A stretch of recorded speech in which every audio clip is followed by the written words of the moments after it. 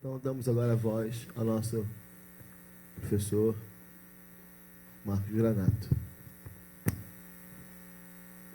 Bom dia a todos, muito obrigado pelo convite, Deise, para estar aqui hoje de manhã, dividindo um pouquinho da minha experiência com vocês, né?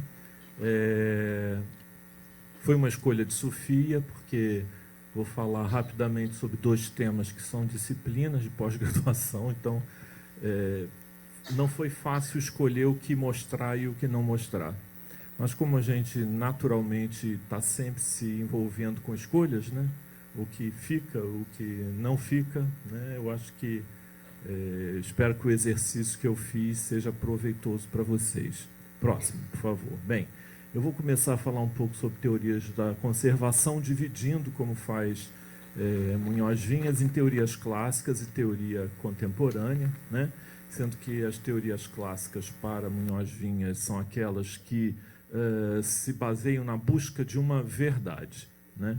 E na prática, então, essa verdade é uma coisa subjetiva e, por isso, você tem uma variedade de posições e algumas, inclusive, em conflito, né? E, enfim, Clavier, ele divide, né, a conservação clássica procurando três tipos de integridade: a física, a estética e histórica, né? E, como sempre, quando trabalhamos com bens culturais, nós estamos trabalhando com simbolismos, não há outra maneira de trabalhar, né? Os conhecimentos que são possibilitados pelas análises, pelos exames, são muito importantes, mas muito antes disso é preciso conhecer, como a professora falou ali para nós, é preciso conhecer um pouco sobre o objeto, sobre como ele é fabricado, sobre de que maneira, se ele pertence a um determinado artista ou não, se ele pertence a um determinado fabricante ou outro, porque isso tem a ver com a sua identidade, não é? E aí ver quais são os valores que são atribuídos que são mais importantes, ou quais são os valores atribuídos, quem atribui os valores, né? E durante muito tempo, em geral, é quem possui o objeto cultural, o bem cultural, ou normalmente o conservador que interfere e faz alguns dos exemplos que foram mostrados aqui muito bem, por sinal. Adorei seus exemplos, todos muito bons. Próxima, por favor. Mas não podemos fazer isso, né? Por isso é tão importante você ter um conjunto de pessoas trabalhando sobre um grupo de objetos, de maneira que essas diferentes visões possam facilitar a melhor escolha, né, que atenda a maior parte das pessoas, e especialmente aos grupos que são mais ligados, de alguma maneira, a esses objetos, que atribuem um valor, normalmente, que tem relação com a emoção, tem a relação também com a memória, né? Então, para começar qualquer tipo de intervenção, é fundamental identificar quais são os valores que são atribuídos e quais são os valores que vão determinar os limites da minha intervenção. Que limites eu posso fazer? Posso remover uma camada de verniz ou não? Quer dizer, vou renovar, digamos, as camadas pictóricas ou não? É um valor histórico ou um valor estético que está pautando a minha intervenção? O que é, né? E, desde o início do século XIX, começam a aparecer profissionais que vão estabelecendo reflexões, algumas teóricas, outras teórico-práticas, que vão auxiliando um pouco no pensamento sobre a conservação. Eu não vou falar, são muitos teóricos, evidentemente. Começamos ali com a dicotomia entre Ruskin e Viollet-le-Duc, né? Inglaterra e França, que os dois estão num extremismo, mas que legaram para nós muitas maneiras, muitos procedimentos importantes, apesar de algumas críticas que, com o decorrer do tempo, são feitas às suas posições, né? E depois nós temos a teoria estética, com Brand, que faz um arcabouço de pensamento talvez o mais coerente e consistente, mas aplicado apenas a obras de arte, também um pouco levando para a arquitetura, mas para muitos objetos, as perspectivas de equilibrar o valor histórico e o valor estético são impossíveis quando você começa digamos, privilegiar o valor estético. O valor histórico, em geral, ele pode ser perdido, né? Próximo, por favor. E com a teoria contemporânea do Salvador Munhoz Vinhas, o que nós vemos é que, em princípio, não se busca essa verdade, né? Essa pretensa verdade. O que se busca é um consenso, digamos, o objeto passa a não ser mais o centro da discussão, mas sim os grupos que vão sofrer interferências a respeito dessas alterações que são feitas. Não me esqueço de um caso numa igreja mexicana, onde havia um quadro com uma Nossa Senhora e que era muito cultuada, e haviam grandes procissões de milhares de pessoas por ano para visitar a igreja e poder fazer suas orações em frente ao quadro, e por conta de muita vela acendida, ela era escurecida, né? E os responsáveis por essa igreja, por conta do valor imenso religioso que essa peça possuía, resolveram convocar conservadores. O México tem uma escola de conservação muito respeitada, para fazer um restauro. E aí foi retirada toda a camada de fuligem, e por baixo dessa camada estava uma Nossa Senhora clara, e muito diferente da Nossa Senhora mais escurecida, com quem a população indígena mexicana se identificava muito. Simplesmente acabaram-se as procissões, acabou, perdeu completamente o valor. Normalmente, essas pessoas, quando fazem esse tipo de intervenção, fazem com a melhor das boas vontades. Elas não fazem, obviamente, para que fique, para que seja ruim, para que seja errado. Não é assim, né? Todos que trabalham com bens culturais, sejam com conhecimento ou sem conhecimento, fazem aquilo que acham o que é melhor. Por isso, é muito importante que não seja uma pessoa que decida. Quanto maior o grupo e heterogeneidade desse grupo, melhor, mas especialmente as pessoas que realmente atribuem um valor àquelas peças, ou representantes dessas pessoas, porque aí você vai saber quais são realmente os valores que são atribuídos, e assim facilitar o papel do conservador que vai intervir, não é? Próximo, por favor. E as análises, a partir do final do século XX, e especialmente nesse século em que estamos, parecem que são, digamos assim, obrigatoriedades, né? Mas as análises, elas são ferramentas auxiliares, não se pode esquecer disso. A decisão não tem que ser, quer dizer, em absoluto, o conservador e as pessoas envolvidas no processo podem abrir mão da sua responsabilidade, com base em análises que, em princípio, poderão ser a resposta verdadeira, porque com base científica, em absoluto, né? Porque nós estamos trabalhando com subjetividade sempre, o tempo inteiro. Não é uma coisa simples, é de grande responsabilidade, né? E temos que assumir a responsabilidade sempre, né? Mesmo que, alguns anos depois, nós venhamos a amadurecer e reconhecer que tivemos uma ação inadequada. Isso não é erro, né? Isso é condição daquela situação momentânea, não é? Enfim, no caso, também não é uma coisa simples, como prega essa teoria, né, contemporânea, de você ter um concerto entre pessoas que vão discutir sobre o assunto. Isso não é simples.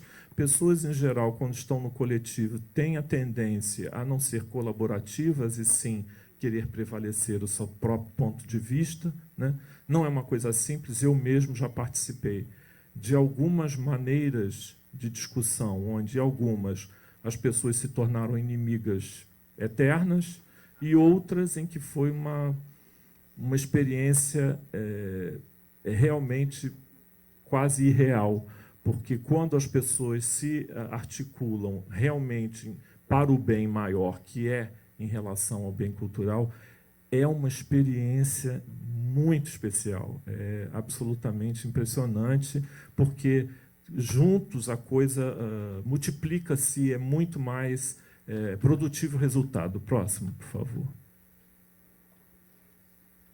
Então, essa teoria está baseada em negociação, equilíbrio, discussão e consenso, mas nada disso é fácil, não é?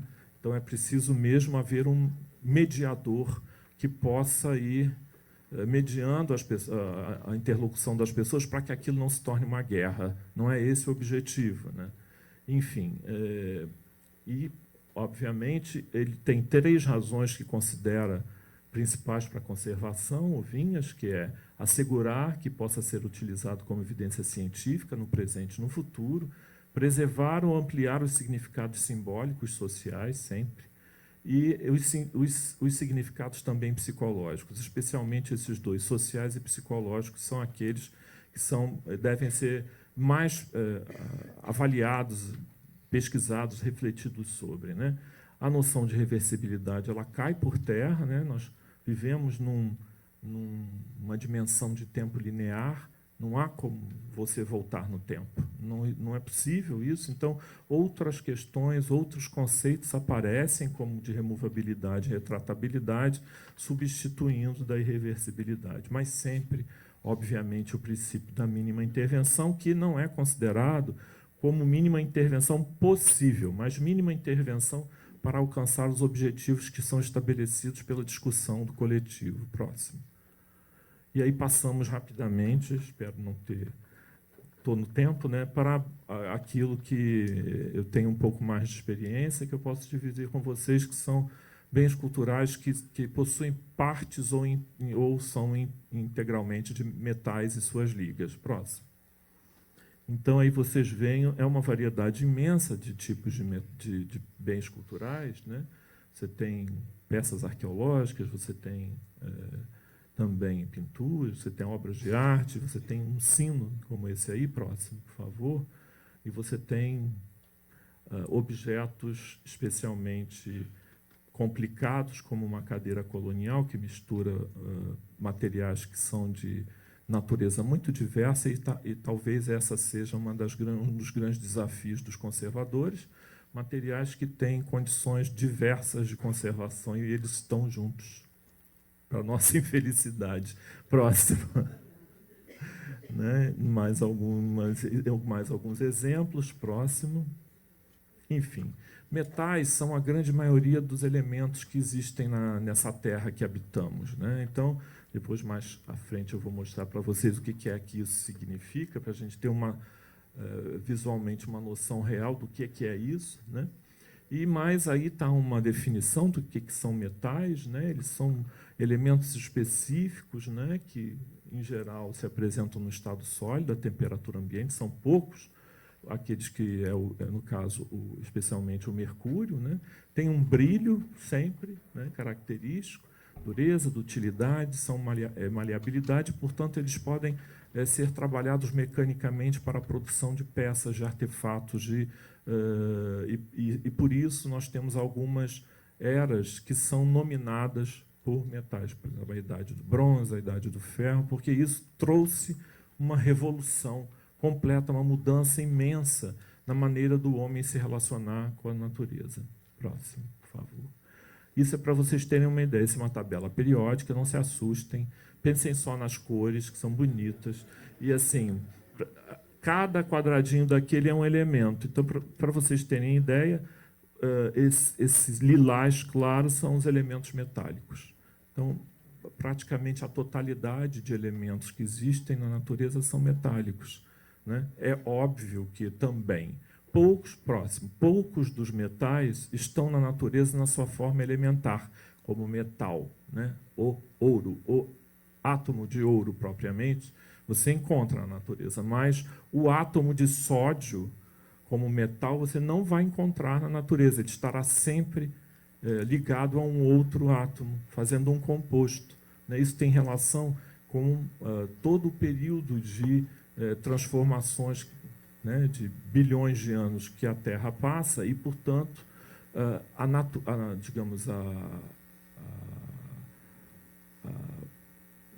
as leis universais que reagem a esse tipo de transformação é que É a segunda lei da termodinâmica que faz com que as coisas busquem o seu estado de menor energia. No caso aí, quando nós vamos produzir, por exemplo, um aço, que é uma liga de ferro com carbono, nós temos que alimentar no alto forno, nós temos que alimentar minério de ferro, nós temos que alimentar carbonato, nós temos que alimentar uma série de materiais. E lá embaixo, no alto forno, sai o aço, né, fundido, que aí então depois é trabalhado de formas diversas, né? Esse aço, obviamente, quase que imediatamente, ao esfriar, ele vai aparentar uma camada de ferrugem, né, daquela cor. Isso é a oxidação que acontece naturalmente. É já o elemento metálico ferro, que tem uma afinidade imensa pelo oxigênio, reagindo e passando a um estado mineralizado. Na verdade, o que é a grande maioria dos metais que existem na Terra estão mineralizados. Poucas são, hoje em dia, os metais que ainda se encontram na sua forma elementar. Basicamente, o ouro, a platina e o paládio, especialmente em aluviões, né? Também em algumas minas subterrâneas, mas especialmente em aluviões. Em geral, eles vêm juntos, em pequeníssima quantidade, vêm juntos, né? E aí você tem que separar o que é de interesse e o que não é. Se você tem um sulfeto de cobre e precisa do cobre, você vai ter que separar o átomo de enxofre desse composto. Isso requer energia. Todo o processo metalúrgico que se relaciona à produção de metais é muito intensivo em energia, por isso é caro. Eu preciso jogar muita energia, seja através de calor, seja através de eletricidade, de maneira que eu possa separar e que eu possa, então, ter o meu metal de interesse. Mas assim que eu o produzo, em geral, a lei natural faz com que ele se transforme rapidamente e aquela energia toda que eu coloquei, ela pode ser em vão. Você pode gastar a energia em vão. Próximo, por favor.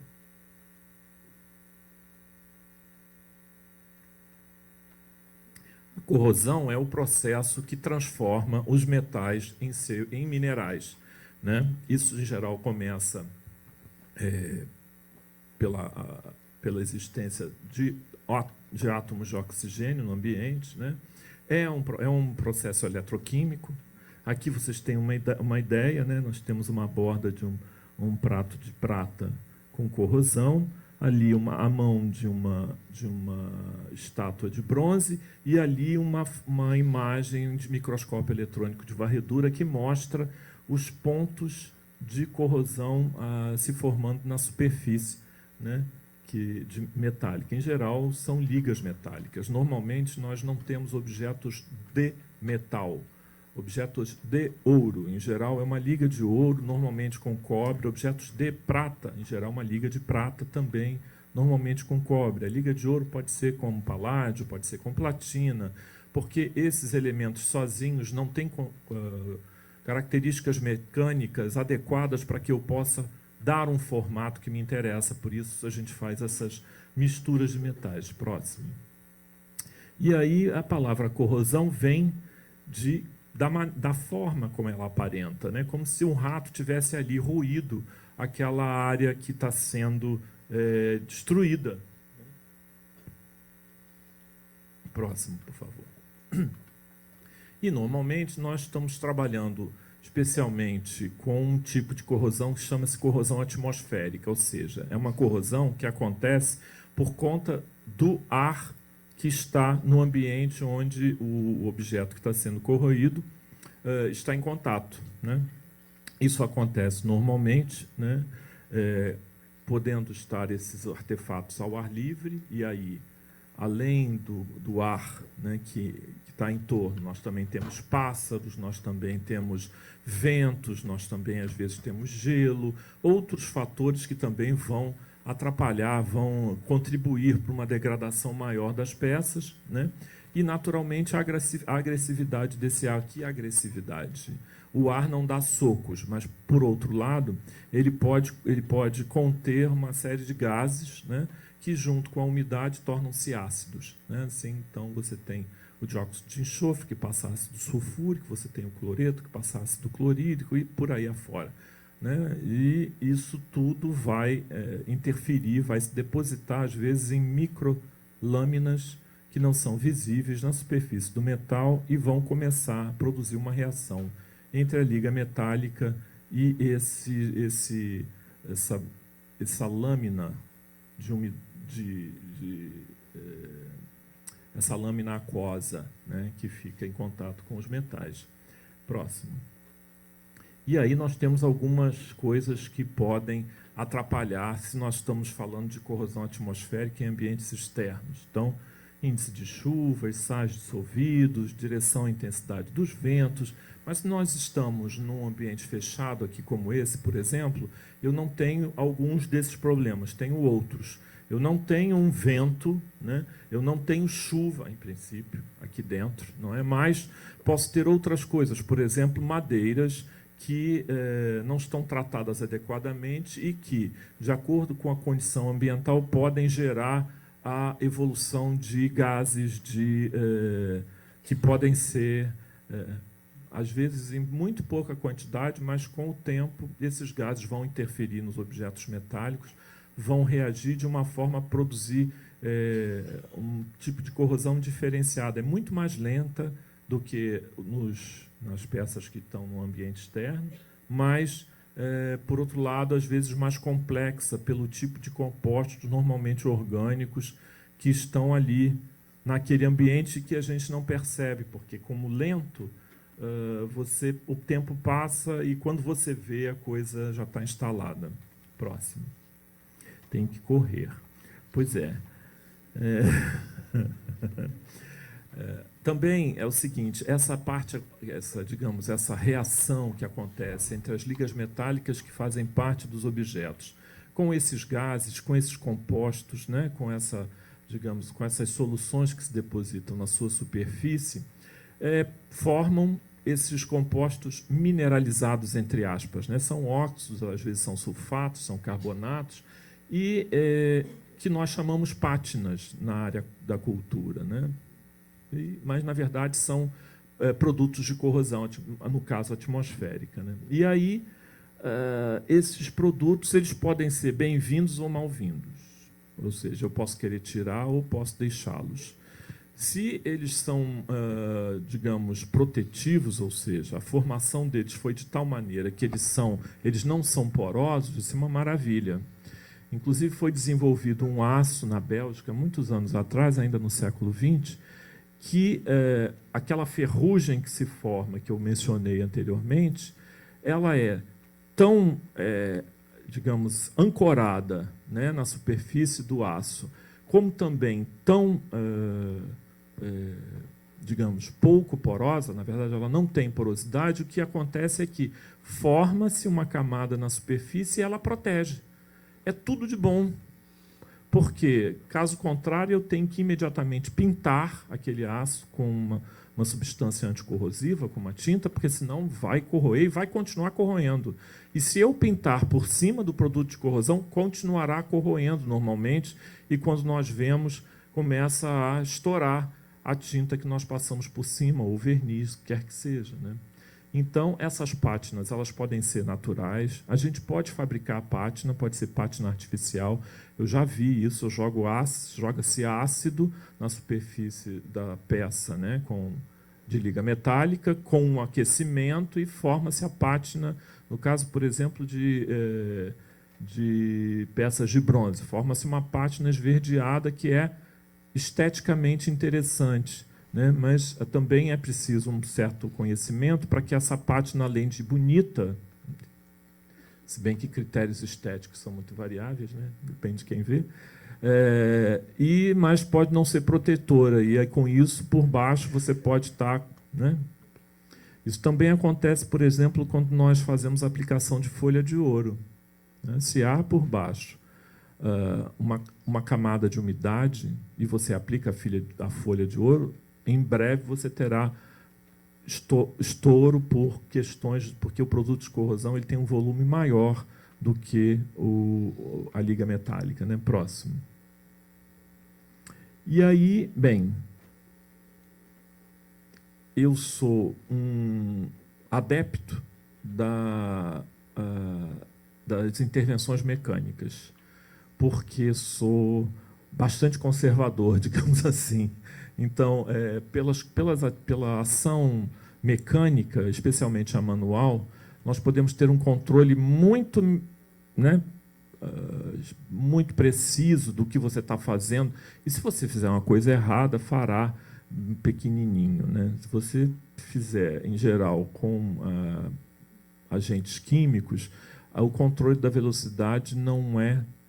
Você não tem tanto poder sobre o controle. Então, é preciso mesmo que você atue antes estudando um pouco, né, um material similar àquele que faz parte do bem cultural, e que aí você vai fazer um teste antes para ver como é que aquilo reage, como é que as coisas acontecem, e de maneira que, quando você for mesmo interferir no bem cultural, você não seja surpreendido, porque aí já foi, né? E o já foi é a sua responsabilidade, né? Então, isso é uma coisa importante. Próximo. E não sei se eu tenho tempo de falar, enfim, mas tem? Como é que está meu tempo? Tá?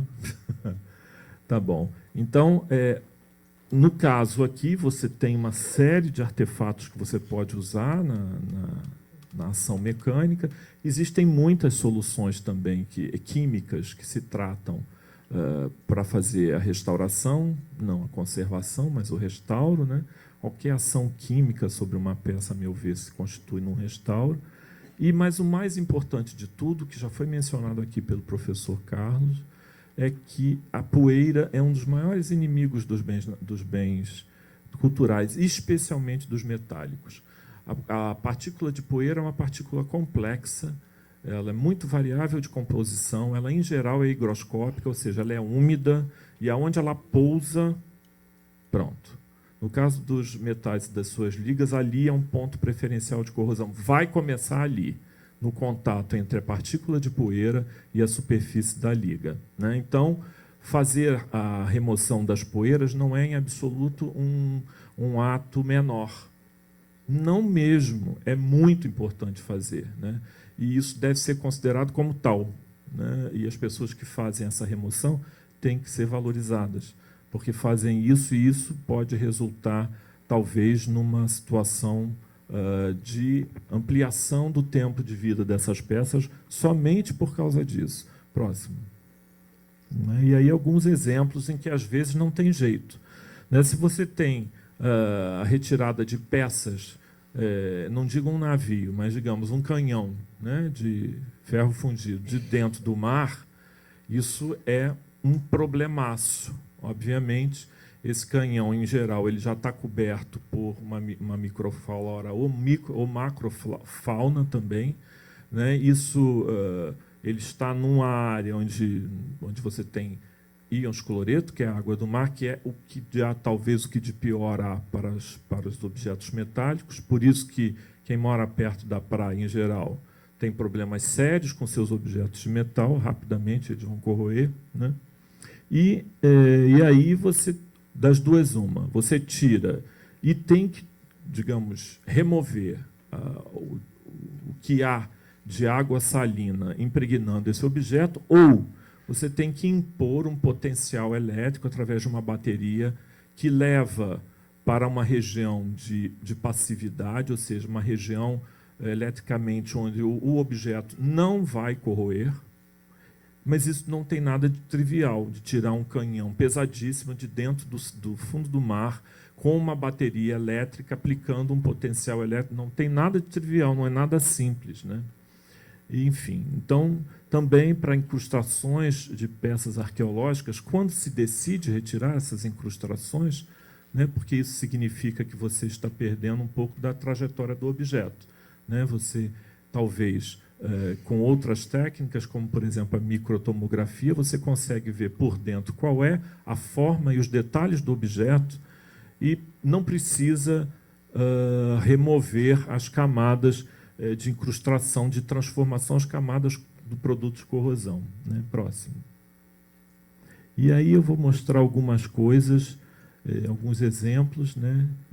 Esse é uma das coisas difíceis. Você tem bulas papais, no caso são todas do século XVII, de papas diferentes, onde você tem bula de pergaminho, cordão e selo papal de chumbo. Você não pode separar essas coisas, né? Uma sem a outra não tem simbolismo. É o selo papal que diz que aquela bula é uma bula papal. E a bula que tem a informação, digamos assim, a respeito do documento. Então, essas coisas têm que estar juntas sempre. E elas têm condições de conservação opostas, né? A bula ela não pode estar num lugar seco e o selo de chumbo não pode estar num lugar úmido. Então, nós estamos trabalhando com a conservadora Thaís, lá da Biblioteca Nacional, já há algum tempo. Houve quer dizer, em determinado dia, descobriu-se que esses selos que estão dessa maneira, eles estavam como se fossem quase esféricos e brancos, grandes, com volume grande, e, obviamente, as pessoas da biblioteca ficaram apavoradas, mas, na verdade, o que tinha acontecido estava num lugar úmido e o chumbo reage rapidamente com a umidade, formando, dependendo, pode ser um sulfato, pode ser um cloreto, né, pode ser um composto... Sim, enfim, então vamos passar. Vamos para frente. E aí, então, quer dizer, imediatamente, qual é a solução? Precisa ir para um lugar seco. O selo precisa estar num lugar seco para interromper o processo de corrosão. O pergaminho não pode estar num lugar seco. Então, você tem que fazer algum tipo de acondicionamento, remoção do produto de corrosão, algum tipo de acondicionamento onde você separe o máximo possível os ambientes sem interromper a ligação que eles têm um no outro. Então, digamos, a mágica aí, né, está no tipo de acondicionamento que você faz e digamos, na condição que você dá de umidade baixa no local pequeno onde o selo está guardado, né, que, como vocês podem ver aqui é o espaço onde a bula estará e aqui o selo, com um furo bem pequeno onde passa o cordão, não precisa, onde passa o cordão ligando a bula ao selo. Próximo. E é isso aí, né? Isso aqui claro, nós começamos a fazer com um modelo, né? Para depois partir para o bem cultural propriamente. Próximo. E também objetos de liga de prata, que eu acho que tem provavelmente em qualquer lugar e todo mundo limpa, né? Em geral, as peças elas podem ser uma liga de prata em si ou um recobrimento com uma camada fina de prata, né? Então, obviamente, a prata ela não é nobre o suficiente para não acontecer oxidação. Acontece, escurece. Que é isso aqui que vocês estão vendo. Ninguém gosta de um objeto de prata escuro. Então, limpa-se com um abrasivo, né? Os mais diversos, especialmente caol, pelo amor de Deus, não usem caol, nunca. Nunca, nunca, nunca. Né? E o fato é que você limpa, mas não faz nada, escurece de novo. Você limpa de novo, escurece de novo. E vai escurecer quantas vezes você limpar. E o que você está fazendo é removendo o material original. Há um momento em que, se for uma camada de prata, você não terá mais prata. Então, você alterou o bem cultural completamente.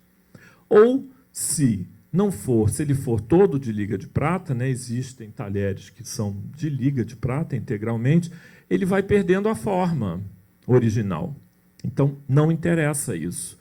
O que a gente pode fazer? Limpa uma vez, ao limpar, limpou e deu uma condição de conservação que o proteja. Como é que você pode fazer isso? Coloca num ambiente com umidade baixa, 50% de umidade relativa. Ou protege.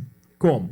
Você pode proteger com uma resina, com verniz, colocando, né, e, obviamente, acompanhando no tempo para ver se a sua aplicação foi adequada ou não deixou algum ponto que não esteja coberto. Porque se deixou um ponto, ali vai acontecer a corrosão e você pode ter essa corrosão se espalhando por debaixo das camadas de verniz ou de tinta ou de cera microcristalina que você usa para, na verdade, impedir o contato, né? Próximo. Para terminar, alguns objetos eu só posso mostrar essas imagens, né? Não peço que vocês não fotografem, elas não podem ser divulgadas.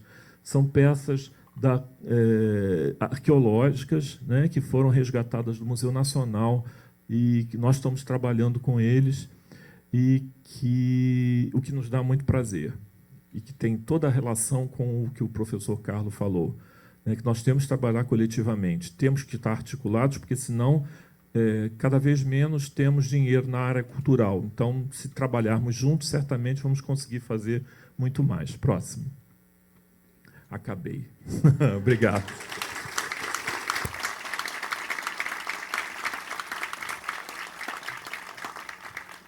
Nós agradecemos, então, aos nossos professores, professor Isabel e professor Marcos, pela delicadeza e por tudo aquilo que nos ensinaram bastante. E se alguém tem perguntas, tem chegado aí à mesa. O senhor falou uma coisa interessante do uso do caol, mas o que o senhor indica, então, para limpar? Olha, caso a caso, né? Porque assim, quando você tem objetos que têm muito, digamos assim, adornos, você tem que fazer manualmente, né? Você não pode simplesmente fazer um jateamento, nem que seja com materiais orgânicos, por exemplo, semente de pêssego triturada. É um dos agentes que se faz para jateamento, para remoção de camadas de corrosão. Só que, assim, mesmo sendo orgânico e, portanto, a velocidade de remoção sendo bem baixa, mesmo assim é um risco, né? Se você tiver uma peça muito adornada, você tem que fazer isso, mas eu acho, né? Depende do valor que você atribuir também, né, à peça, né? Então, professor Isabel, agora uma pergunta. Professor Isabel, a senhora falou que azulejos restaurados não podem ser expostos às intempéries. Como tratar, então, os azulejos que estão nas fachadas e torres das igrejas? Tem que se fazer reposição, como eu falei. Não tem como restaurar. É só através de reposição mesmo. Agora, professor Marcos. Existe alguma forma de proteger da oxidação as obras em metal que se encontram expostas em áreas externas sujeitas a intempéries? Pois é, depende de que ela é fabricada, produzida, né? Porque você, por exemplo, tem a maioria das estátuas que estão em ambientes externos são de bronze, né? E aí, em geral, espera-se que elas fiquem verdes, né? Porque vai oxidar, ficam verdes e muitas vezes, dependendo de onde a estátua está, essa camada é protetora. E, ok, né? Mas, aqui no Rio, especialmente, as estátuas gostam de passear, né? Elas, às vezes, estão na beira da praia, às vezes elas vão para uma área industrial, às vezes elas estão... Enfim, passeiam muito, né? O que faz uma complicação imensa para o pobre do conservador, né? Porque ele vê a parte superior, se ele não tem dinheiro, como normalmente não tem, para fazer análise, ele não sabe que ela andou passeando, que por baixo daquela camada que ele está vendo tem outras, diferentes, né? Porque teve na beira do mar. Então, tem um cloreto, tem um clorato lá daquele de cobre ou de estanho, ou não, ou tem um sulfato, enfim. E tudo isso, assim, em princípio, você teria que tirar uma amostra para poder fazer um corte e ver as camadas que existem, para ver o que você pode fazer. E também uma radiografia, obviamente, para ver até que ponto, né, que corroeu isso. Mas se você não tiver um professor amigo na UFRJ, eu tenho, felizmente, então você não consegue, porque, imagine, você não pode tirar uma estátua enorme de um lugar e levar para a UFRJ, para a Ilha do Fundão. Isso não é possível, isso não dá. Então, você tem que levar o aparelho de raio-x para o local, o que também não é nada trivial, né? Você tem que isolar, tem que ter, enfim, autoridade da prefeitura, enfim, um monte de coisas, né? Nada disso é trivial, mas vale a pena.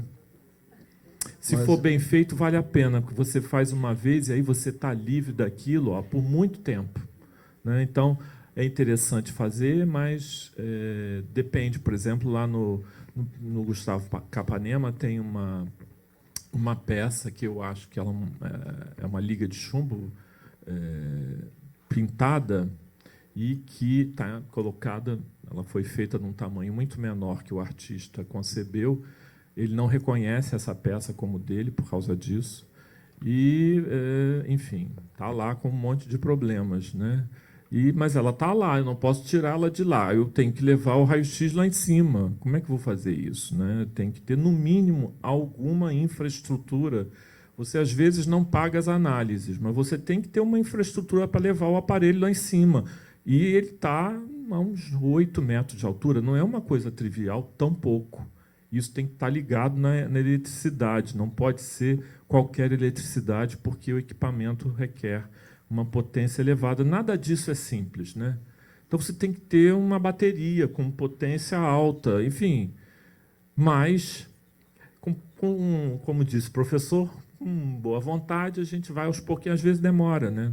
Mas é possível fazer, né? Temos mais perguntas para o senhor, 3 ainda. Temos Tem que uma falar grande pouco. dúvida em problemas em nossas e um problema em nossas comunidades.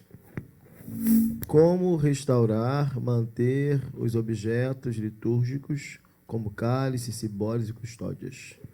Como salvaguardar essas obras nossas? Em metais, é claro.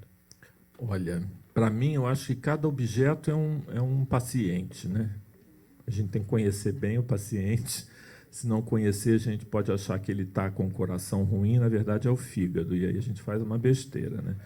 Então, assim, varia muito, né? Agora, o que eu percebo é que, assim, se os objetos estão em suas funções originais, se um cálice é usado como cálice, né, numa liturgia, obviamente que eu não posso aplicar nele uma substância, alguma coisa que vá impedir, né,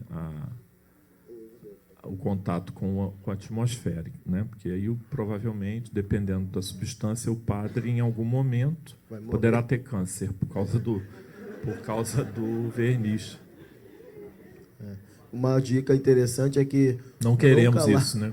nunca passe em produto químico dentro do cálice. Né? O máximo por fora e não perto da borda também, porque pode matar o padre, né? Por favor.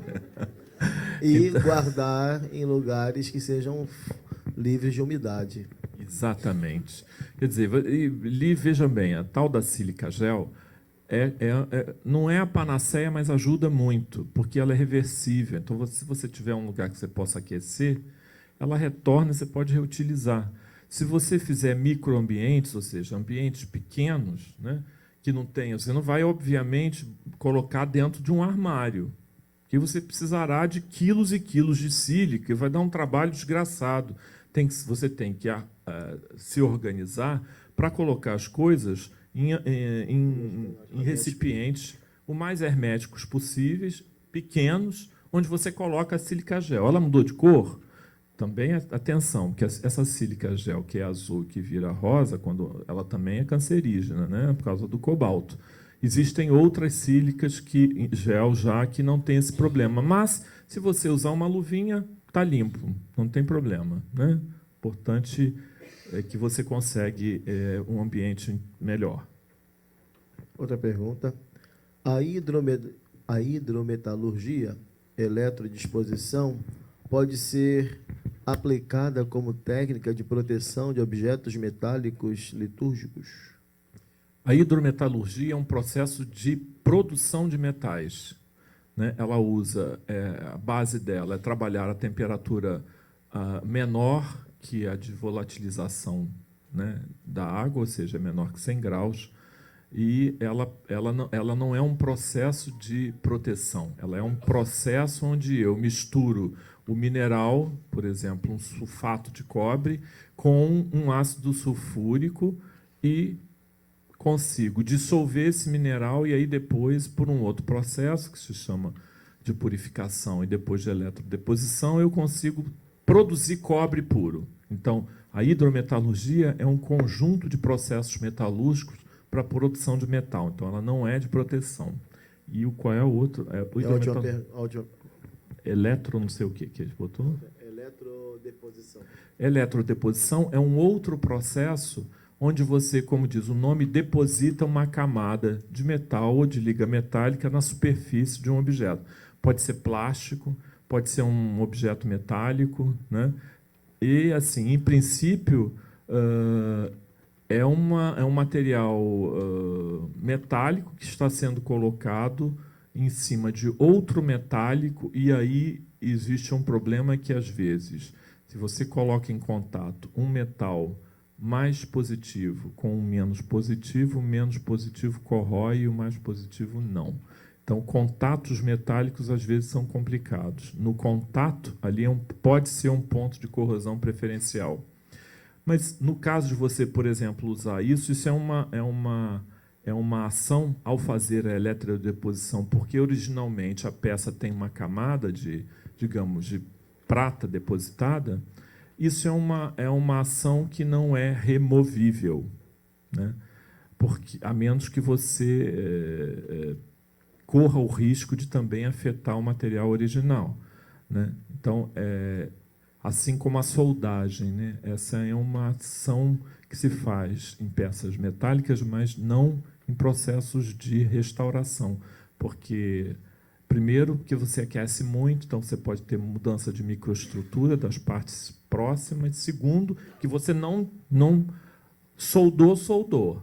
Em geral, também é um ponto de corrosão preferencial à área da soldagem, por causa da variação de composição entre as partes metálicas e o próprio cordão de solda.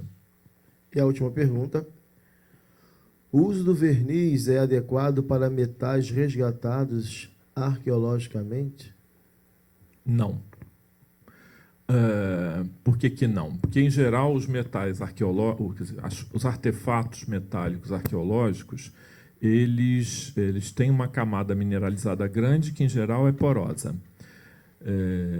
Você, obrigatoriamente, tem que fazer uma radiografia, porque, às vezes, você já não tem mais metal nenhum.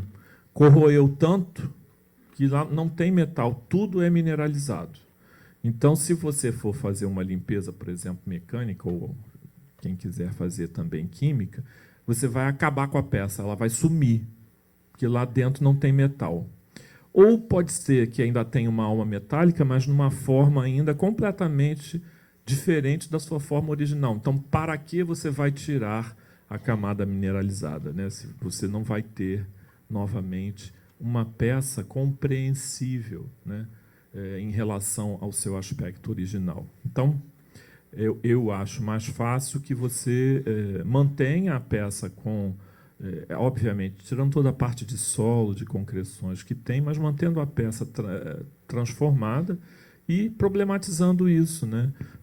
Fazendo, como eu falei, uma microtomografia. Isso permite que você tenha um modelo em 3D, uma imagem em 3D, que mostra todos os detalhes da peça no interior. É uma coisa, parece mágica. É uma coisa que eu não conhecia. Há uns 3 anos que nós estamos trabalhando com essa técnica. A primeira vez que eu vi a moeda, eu falei, não acredito.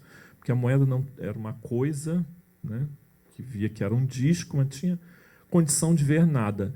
Mesmo pela radiografia, pouquíssima informação era possível. Pois com a microtomografia aparecia todos os detalhes da peça. Eu pensei, não é possível, como é que isso acontece, né? Mas acontece. Então, se você for colocar um verniz na camada mineralizada, você só vai, digamos, impedir que a atmosfera que está fora entre em contato com aquela camada que está ali dentro. Mas ali dentro, naquela camada, já tem ar e já tem umidade. Ou seja, você vai ter a continuidade do processo de corrosão. Então, o verniz por cima da camada mineralizada não funciona, né? Agradecemos, então, ao nosso professor Marcos Granato, também a professora Isabel Grigoli, e queremos passar a palavra a Deise. A gente, então, dá agora, essa manhã, agora é hora do almoço, não é isso? O retorno às 13h30, teremos o doutor Carlos Pagani, também a Jandira Helena Fernandes, o professor Ricardo Tadeu, e o moço Roberto Silva.